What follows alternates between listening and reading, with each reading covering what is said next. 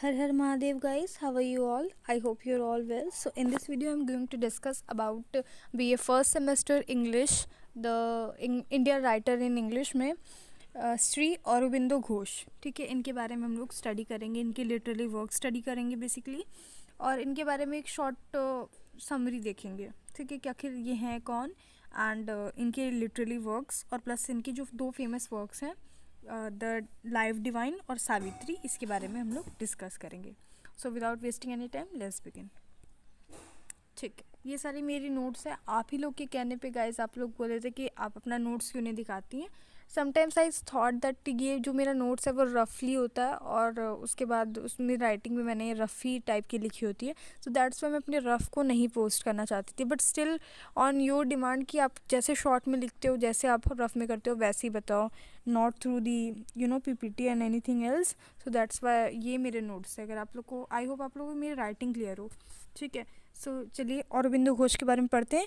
इनका जो बर्थ है वो है 15 अगस्त 1872 Calcutta, and he died on December 5 1950।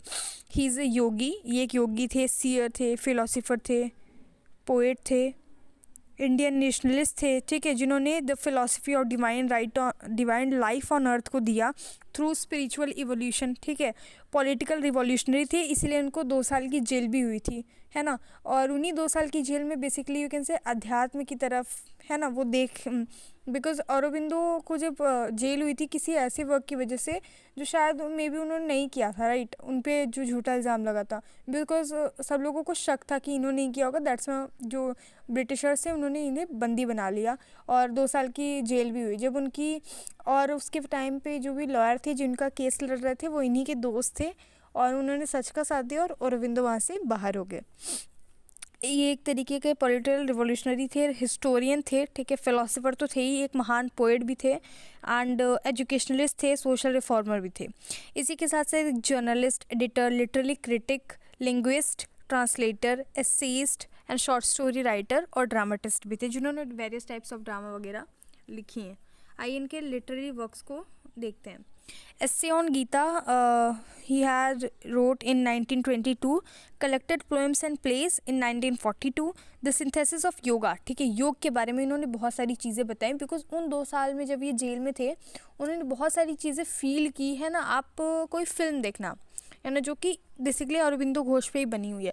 उसके अंदर वो जेल का जो वातावरण था उन्होंने बहुत इक्वालिटी से कंपेयर किया है उसको। आई हैव सीन इट, क्योंकि मुझे जब एक्सप्लेन करना रहता है चीज़ों को तो मुझे पहले वो चीज़ देखनी रहती है। लाइक रविन्द्रनाथ टैगोर के बारे में भी, उनकी जो भी ड्रामा वगैरह है उसको समझना इज़ वेरी डिफ़िकल्ट, क्योंकि वो बंगाली है, और आपको जब क्वेश्चन आंसर लिखना होगा तो इन सारी चीज़ों के बारे में आपको थोड़ा थोड़ा इंट्रो देना पड़ेगा।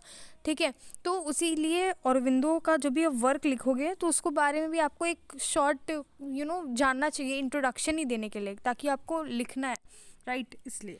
सो essay on Gita, collected poems and plays, the synthesis of yoga, human cycle in 1949, ideal of human unity in 1949, Savitri, ठीक है, on the Veda 1956 and Savitri legend and symbol of 1950।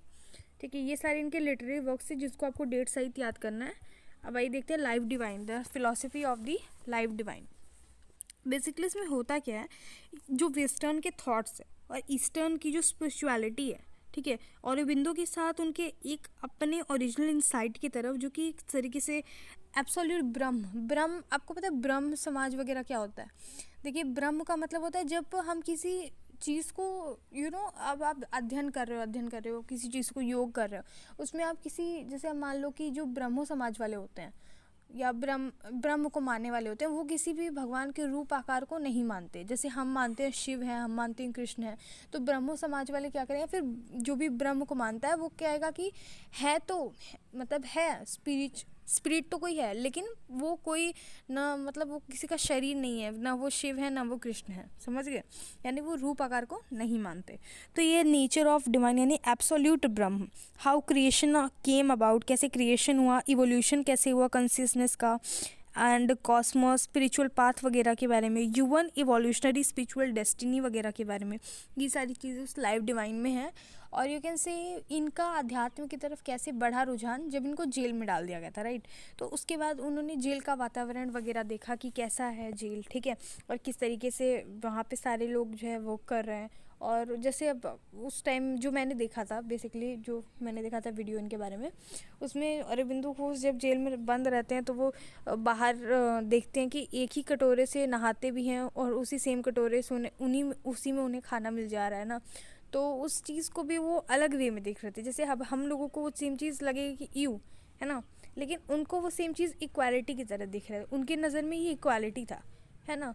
और उसमें वर्कर साथ में खाना खाते, मतलब साथ में ही बाहर जाते थे, उनको थोड़े टाइम के लिए बाहर रखा जाता था, बाद में सारे सैनिक आते थे। चिड़ियों का डिस्क्रिप्शन किया है उन्होंने कि वो भी शाम ढलते ढलते सब गायब हो जाती थी, और उसके बाद अंधेरे में कुछ भी बाहर नहीं दिखाई पड़ता था, लाइट भी नहीं था उनके कमरे में, मतलब लाइफ तो कहाँ ही जेल में देगा।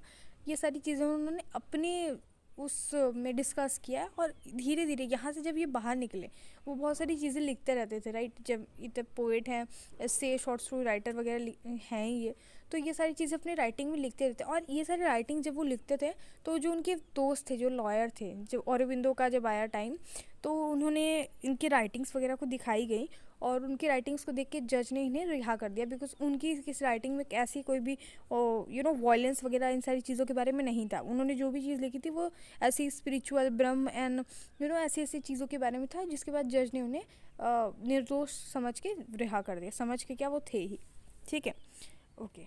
अब आप देखिए सावित्री। बेसिकली सावित्री का मतलब होता है रे ऑफ लाइट, है ना, या फिर एक तरीके से गॉडेस। और अश्वपति इनके पिता हैं, जो लॉर्ड ऑफ हॉर्सेस बोलेंगे इन्हें। सत्यवान यानी कि सत्य बोलने वाला, सत्यवान इट्स लाइक ट्रुथ।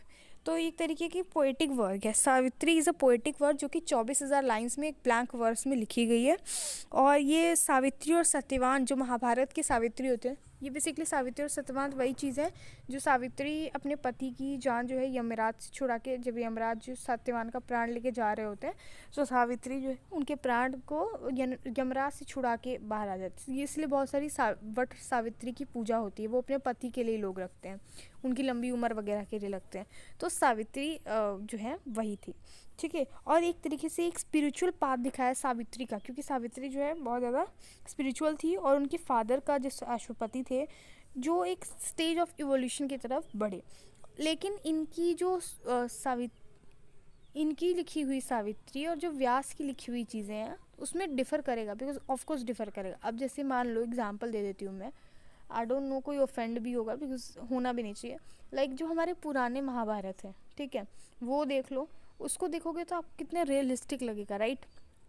और आज का आदि पुरुष देख लो, हाँ, तो इन दोनों में कितना ज़्यादा डिफरेंस है, हर चीज़ में डिफरेंस है। क्योंकि वो जो था वो इतना रियलिस्टिक इसलिए था क्योंकि वो पुराने ज़माने में जैसा जैसा था वैसे वैसी चीज़ें लिखे हैं।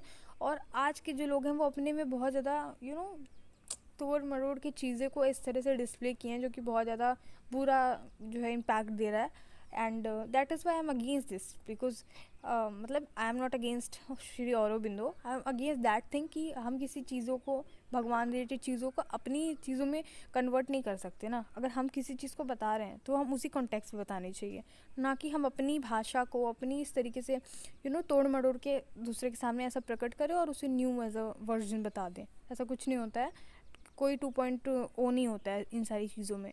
जो चीज़ जैसे होती है वैसी होती है ना। तो जो रामायण पे मैं आ गई, ये एक एग्जाम्पल था।